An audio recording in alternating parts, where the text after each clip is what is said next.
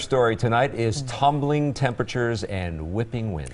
We will see a 30-degree difference in 24 hours. Michael Fish has your start of the work week forecast now. Fish. Yeah, and it's a dramatic change in temperatures. That was our strong cold front. That was the trigger mechanism for these strong thunderstorms working their way through, of course, Illinois. Look at all the red boxes. Those are all tornado warnings that were going on today. I mean, it's like the whole state of Indiana at some point of the day had a tornado warning going on. These discrete supercells now kind of turned into a line as they moved into Ohio.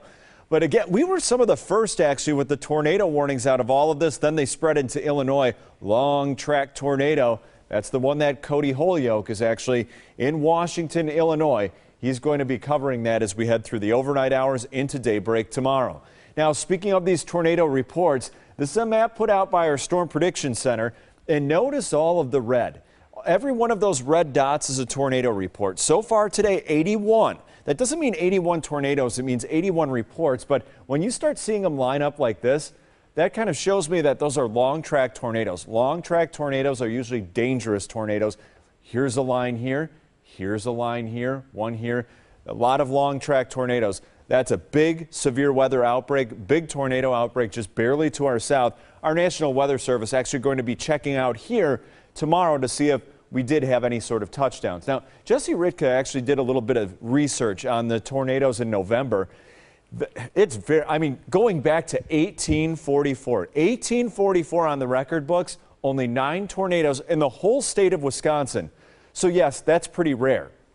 Now, a whole system like this with the dynamics that we saw, also rare. And you can tell that this low pressure was strong just by the wind. When you have strong winds by a low pressure, that means they're strong. That was the case, and we still have the wind gusts right now. 41-mile-per-hour wind gusts, Fond du Lac, 30 in Milwaukee, 32 in Sheboygan. That'll get your attention. You're going to be hearing that all night long. That's why we have a wind advisory going until 2 in the morning, and it's still going to be windy tomorrow, even though this expires at 2. You're going to notice the wind and you're going to notice the cold because look what our average high should be, 45, way above that today. 65 in Milwaukee, but look behind the cold front. We had that clash of air masses. That's where we saw our storms develop, and on the backside of the cold front, there's International Falls today. Only made it to 40. That's on its way for tomorrow, only for a high. Now, currently it's 44, Milwaukee 43. We're seeing already some 30s on the maps where it was just 60-something a couple hours ago. 37 currently in Waukesha. Now, satellite and radar, there goes that low pressure. See you later. Good riddance. Very rare for November. Big severe weather outbreak. Most of the tornadoes were just barely to our south. We're going to have to see what the damage is for tomorrow. Survey crews going out for the National Weather Service. Now, the big story for tomorrow is not any rain. No severe weather for you, but you are going to notice that wind.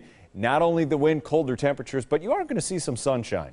So there goes the low pressure, bringing the wind with it, but still as we head through tomorrow, we're still going to see wind, some wind gusts over 35 miles per hour. And combine that with the colder temperatures, you'll notice the difference. But hold on, things are going to get pretty nice for one day at least.